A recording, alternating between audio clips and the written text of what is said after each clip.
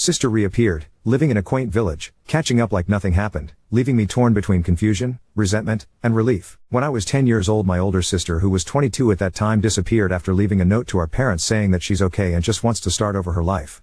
My sister was always a lonely but outgoing person. She always told me that she enjoyed solitude from time to time, and noisy things took away from her quality of life because tbh it was loud where we lived, and it was annoying even for me. We lived in a dangerous neighborhood, so it wasn't too safe, and she hated not being able to go for a walk at night or do things at night alone. She was depressed, and I remember seeing her suffering from severe anxiety attacks. She used to hit herself to stop them, and she had a strong TCA that triggered those things. She suffered from other mental issues as well and talked freely about that. She talked about those things in front of me, and these are things that leave a mark on you.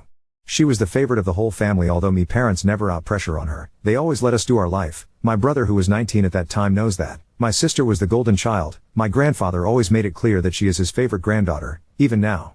She was the calm but funny kind of person. She was the closest to my parents and uncles, so when she disappeared from one day to the next, no one understood what was going on. Even my sister had never traveled alone except to go to work, and she always notified my mother that she was okay for safety reasons. She left a long note clarifying that she doesn't want to be searched, but she loves us. It was a big blow for the family. I remember my mother wanting to report to the police, but they said that my sister was not a minor, and the note said that she left by her own, so they can't do anything. In a way, my other brother knew that this would happen at some point. Since our sister mentioned a lot that she wanted to leave everything and go live in the countryside or become a nun and live in a calm place without any worries, but nobody took her seriously about that. She was always the kind of person who did things without telling anyone. She liked her solitude sometimes, even if she was always friendly. The first months and weeks were strange. It wasn't that she had passed away, but that she disappeared because she wanted to. I remember my mother missing her because they always shared the afternoons together. I also missed her a lot. Even years later, my family missed her, and at Christmas or her birthday someone would always say maybe she'll show up now, or we would wonder how she's doing or if she was alive. Back to the present. I'm on vacation in the south of my country. This part of my country is very expensive for a tourist, and I am the only one in my family who was able to come now that I am an adult. It's a place full of villages, and while I was exploring I came to a place where they sold typical handicrafts of the place. While shopping, I can swear that the first thing I saw was my sister looking at some crafts on a shelf. She looked more adult, but obviously I recognized her instantly. We are really similar after all. I didn't really know how to react after so many years, and I didn't know how she would react, but I went over and said her name. What I didn't expect was that she would smile instantly when she saw me and called me by my nickname. I thought she had escaped because she didn't want anything to do with the family, even if in the note she said she loves us, but she was greeting me as if nothing had happened. She told me that she didn't expect to see me there and asked me if I was on vacation. She said that the village used to be not so touristy, but now more people started to go and many villagers opened stores for the tourists. I was upset. I was angry with her for leaving us and pretending that nothing happened. But I couldn't react, so I just asked her if she lives in that town, and she said yes. It's a place filled with old people. We talked for a few seconds. She asked me what I'm studying and if everyone at home is okay. She told me I'm taller and thinner. Then she gave me a kiss on the cheek and told me that if I have a few days off I can go visit her, but she doesn't have a cell phone, so she told me that she's almost every day there. My sister also told me to send hugs to our parents.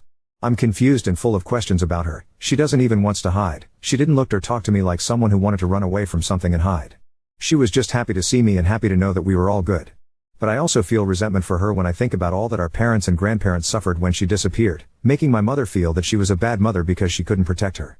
But I'm ambivalent, as I'm also happy to know that she's okay and that she doesn't hate me or the family, but I'm also confused. Her behavior wasn't that of someone who is hiding or who doesn't want to know anything about her past. She was just happy to hear about us.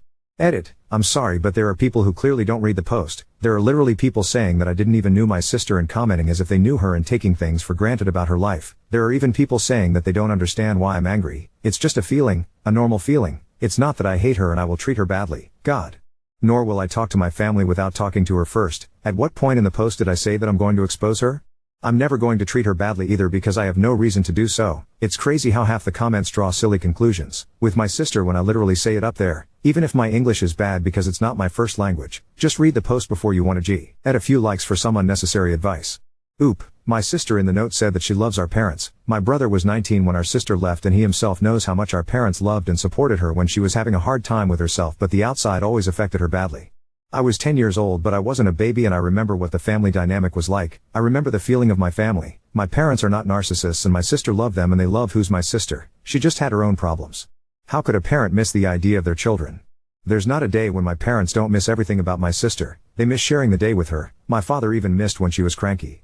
My parents always let us go our own way, and I can assure you that they never pressured us to be what they wanted us to be. I don't even know what they want us to be. Update 1: on Sunday I finally found my sister again. She was selling things in the park with other stands. All of them are Rastafari, not hippies or a sect. I walked over and she greeted me just as happily. We talked a couple of things and my sister told me that she doesn't have a cell phone, so it was impossible for her to tell me that she wouldn't be there on Saturday. I spent the afternoon with her at her stand, and after that we went to her house. She lives alone, and sometimes with her friends. We talked for a while and at one point she broke down and hugged me, saying she was trying to stay calm all this time and didn't know how to react because she didn't want it to make me cry too. She remembered that I was really sensitive but she couldn't hold it anymore. We cried and talked a lot. My sister was tired of people. She said that our house was her safe place but hated the idea of having to work every day, and I didn't want her to study anything. She was our parents' golden child, so they let her do whatever she wanted, but she knew that at some point, she had to make something of her life.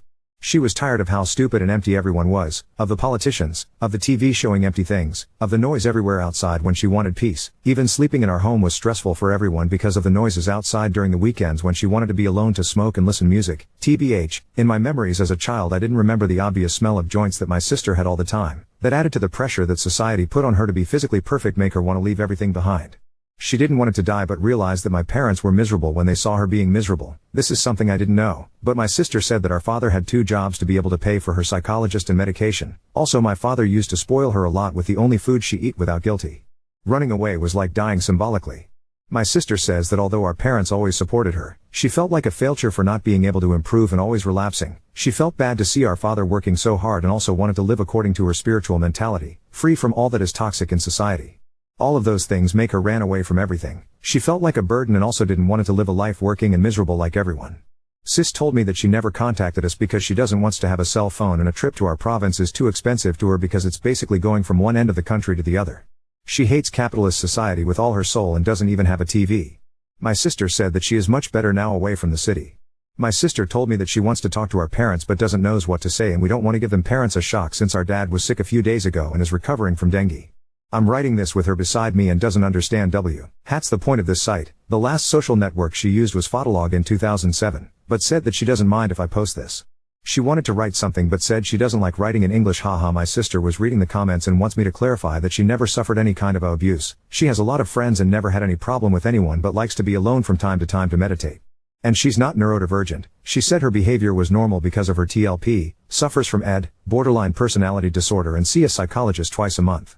During her adolescence, the blogs Anna and Mia were trendy, her friends had that aesthetic and she was popular in Fotolog. According to my sister, at that time it was taken as an aesthetic and even a book about that was really popular between teens. Maybe someone from my country knows Absurda? She hated going out when she felt fat. She couldn't have imperfections like cuts on her arms, so she hurt herself with a rubber band when she overate, something she read in those blogs. Now she's in a good weight, but it took her really long to not relapse again. It's been a long recovery for her, and once you're anorexic you never stop being anorexic. She's always afraid of relapsing.